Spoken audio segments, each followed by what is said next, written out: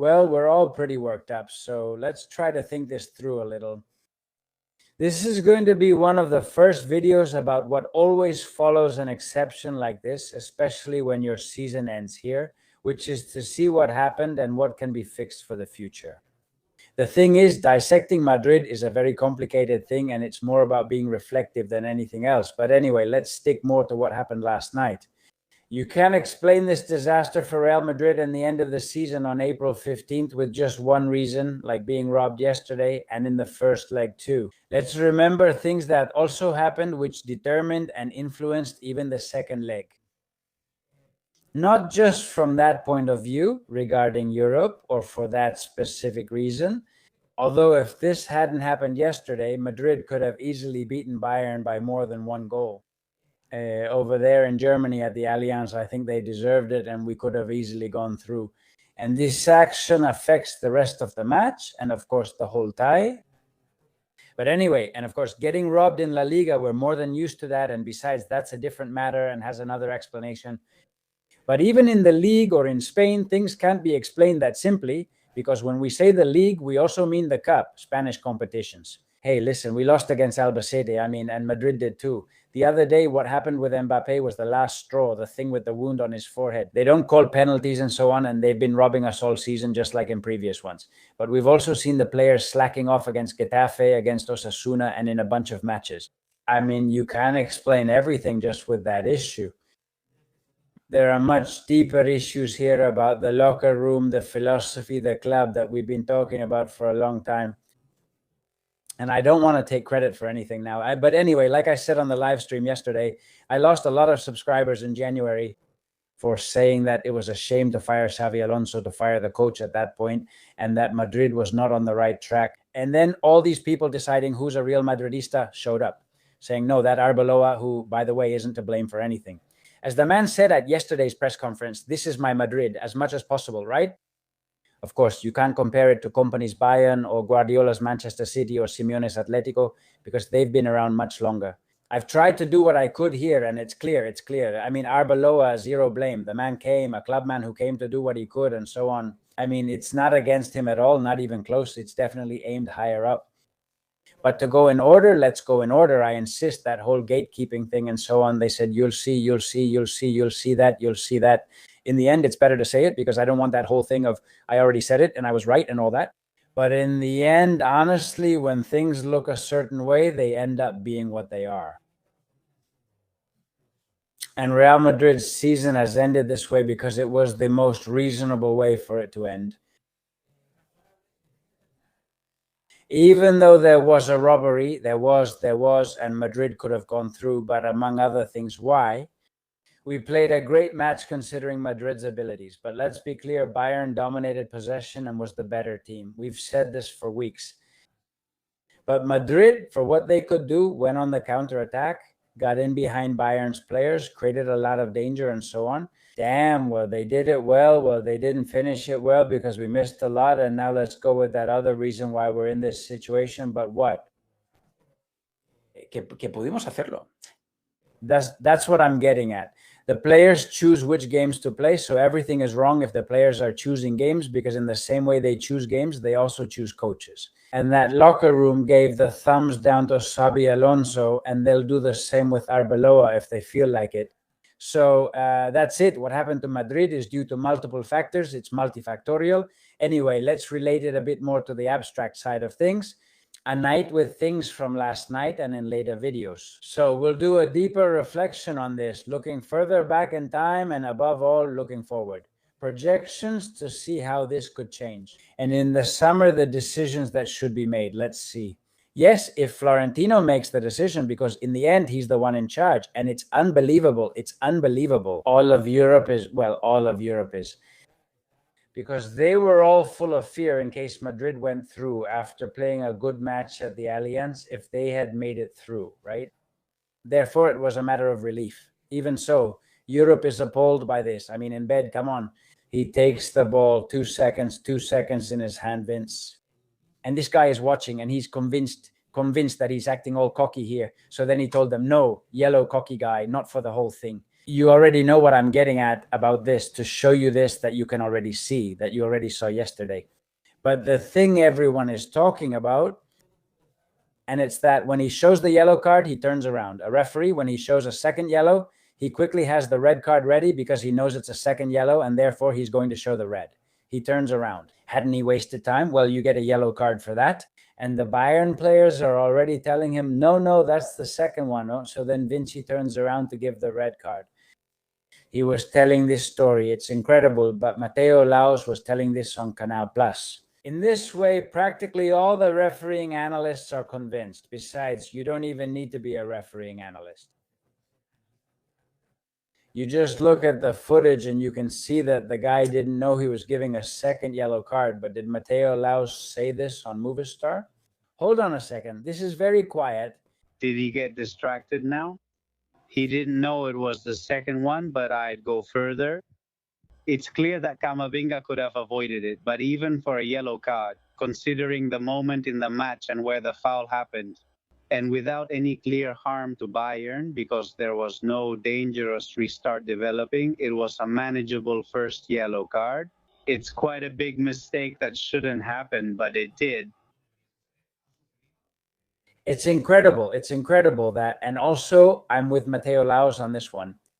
For him to call it a mistake, I mean, it's a mistake. It's a mistake by the referee. With that, a match was decided, a game and a knockout round were affected, and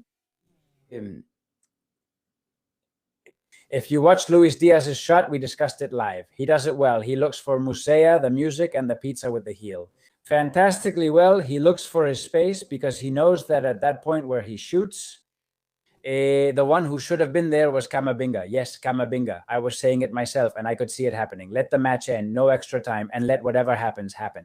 Because these guys, in the last minutes, when they were there, looking around the box, in one of those, if one can find space, set up the shot and fire. They're going to try it because, of course, we're still missing one. We're missing one to do that, not to come in and try to block those kinds of shots. And they did it. It was mathematical, man. It was mathematical. But I insist, it's not just that yesterday's match was affected.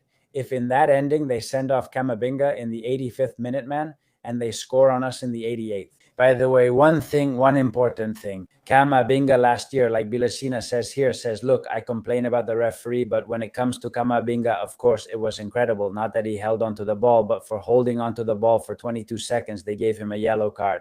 You know, he doesn't know that it's the second one and all. It's incredible on the referee's part.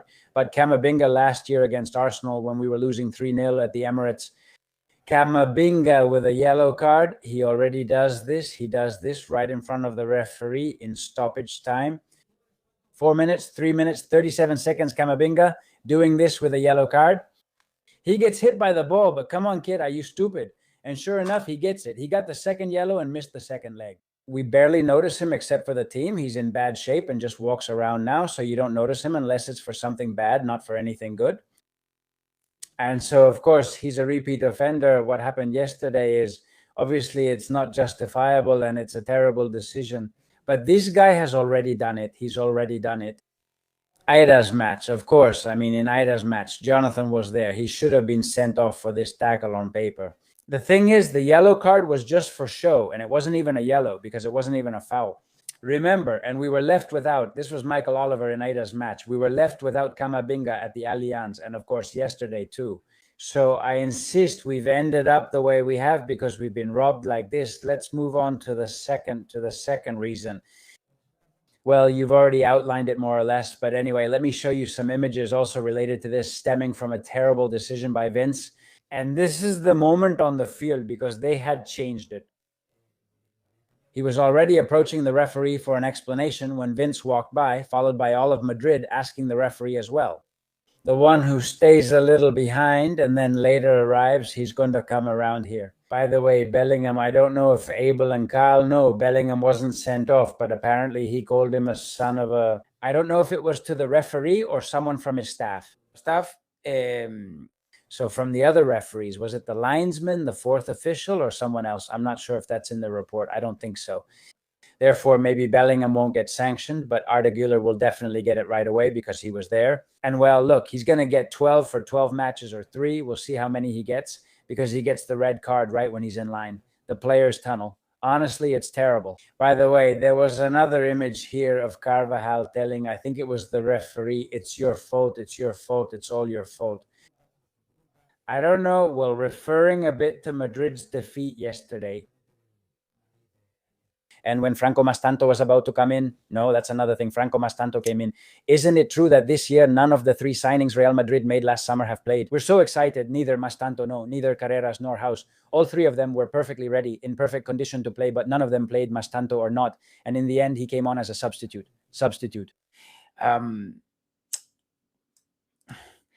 And when we talk about the chances, this one is from Vinicius assisted by Mbappé. These are from Vinicius assisted by Mbappé. He had everything to score there. This was in the 70-something minute. It goes under his legs at first, then Mbappé gets another chance in the first half. By the way, I think it's here. This is a great save by Neuer. Some say it's a mistake by Mbappé since he shoots right at him, but Neuer does well to put his arm out. And then there's this other one that was supposed to be a corner, but no, the referee didn't call a corner, and it went way over like a balloon. I think it was because it touched the linesman. Another big chance for Mbappé, and then another where he swings and misses, just like Vinicius. But we didn't see a replay of that one. We didn't see it repeated. And then there's this one, which we all saw. You have Upamecano, a good defender, but he struggles to control the ball. Serios. Esta, minute 82. The truth is, Madrid had a ton of chances to score the 4th, minute 82. Look at how he controls it. Actually, he misses it, he misses it, he misses it, and he missed it. And that control by Vini is decisive. If he controls it well, he lines up well, but it gets away from him a bit. And then it's all over because Upamecano gets back into position and all that. Well, anyway, sticking a bit to what happened yesterday. But if we have to extrapolate, well, based on the recent chances that both Vinicius and Mbappé have missed en las últimas jornadas, the Champions League or the Spanish League? I mean, absolutely no firepower. Therefore, being robbed and those terrible mistakes are another reason the year gets thrown away. Another year is wasted like this. And of course, and just to finish, there's the role here of Florentino Perez and the Real Madrid board. With terrible planning, thinking that Camavinga was going to be the new one, the league champions, the final Champions League final, and that it would be enough. Yes, Valverde inherits Kroos's number 8, so maybe Valverde can be like Kroos, of course, but Valverde has different characteristics and other strengths, which we couldn't see yesterday because since Tchouaméni and Camavinga were missing, we didn't trust it, so Valverde had to play as a holding midfielder and couldn't play on the right. To do something similar to what worked well for us at the time, which was in the knockout round against City. And what is it that Valverde does best? Where Valverde plays best, but who's to blame for this? Well, it's the person who thinks Madrid doesn't need a holding midfielder, a central midfielder. Well, the one who thought that last summer, Xavi asked for it and he ignored him. No, with what we have enough. But how can you be so clueless to think? I'm not just talking about Florentino because, look, Florentino isn't the only one who has the final say, but come on. I mean, are there really thinking people? In theory, how can you think that you're going to lose Kroos and Modric? I've been saying this for months. Even when I was losing subscribers, you're going to lose Kroos and Modric. And you don't replace them with equivalent players, as great as they are. It's impossible. They're unique and historic, but at least with equivalent players. And do you think that Camavinga, that Valverde, that Güler are going to do all of that for you? By the way, Güler, as an aside, with a special mention, is a kid who was born to play for Real Madrid and is going to be a big star at Real Madrid. He's still young. Yesterday, he showed why. He will be, and Güler will fully earn a European Cup. He already has one, but played few minutes that season 2 years ago. But he's going to win it, and he's definitely going to win it, and being very important at Real Madrid. So Güler really does have what it takes. What happens is that, of course, and now Nico Paz will come, and we'll talk about all that, and we'll get excited again, not because Nico Paz is going to solve any problem. Of course, good players are coming in, but it's not just those coming back from loans or a stint abroad.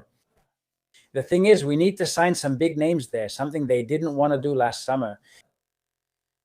Exactly. Plan the squad better and don't think you don't need midfielders and that others will fill in. To replace two legends like Modric and Kroos with the players you already have. And of course, rushing things with a coach who came in with a 3-year plan and giving the squad more say than the coach.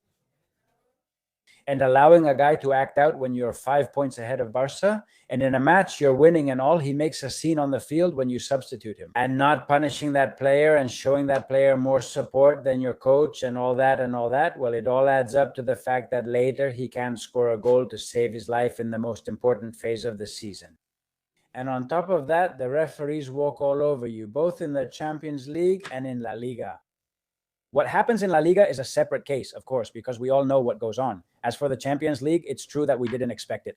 I don't know if Vinci is just unprofessional, forgetful, or maybe even malicious. Now, I don't think it's the last one, but the fact is he screwed us over. All right, then, see you in the next video, and we'll keep trying to analyze how things are and how they're going to be. Have a great day. Bye.